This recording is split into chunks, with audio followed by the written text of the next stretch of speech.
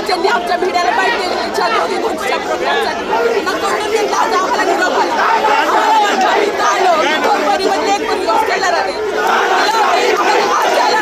CCTV बंद केलेले सगळं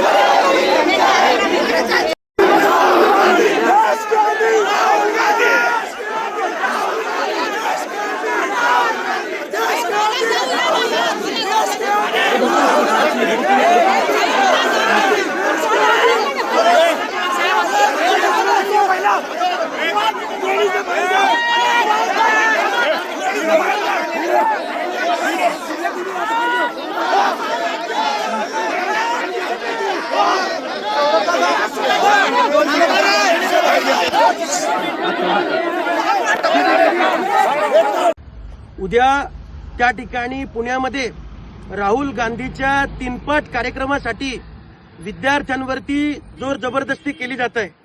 सीओईपी नावाच्या एका नामांकित कॉलेजमध्ये त्या ठिकाणी विद्यार्थिनींवरती आत घुसून मारहाण करण्याचा प्रयत्न त्या ठिकाणी गुंड त्या काँग्रेसच्या आणि एनएसयूआयच्या माध्यमातून होतोय।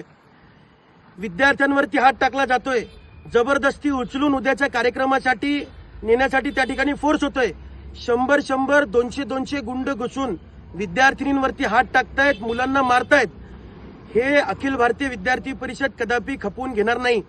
छात्रों की गूंज म्हणत आता या राहुल गांधीला सीओईपी मधल्या जे छात्र आहेत त्यांची गूंज ऐकू येत नाहीये का? माझा सवाल त्या ठिकाणी आहे। अशा पद्धतीने जर समजा तुम्ही विद्यार्थ्यांवरती हात टाकणार असाल, मुलींवरती हात टाकणार असाल, तर अखिल भारतीय विद्यार्थी परिषद तुम्हाला जशास तसं उत्तर दिल्याशिवाय शांत बसणार नाही। उद्या त्या ठिकाणी राहुल गांधीला आम्ही पुण्यामध्ये पाय सुद्धा ठेवू देणार नाही असा इशारा मी या व्हिडिओच्या माध्यमातून देतोय।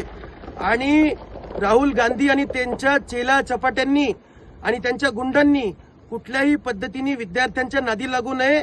ही छात्रशक्ती तुम्हाला धडा शिकवल्याशिवाय शांत बसणार नाही। माझं नाव संपदा प्रमोद बडे आहे।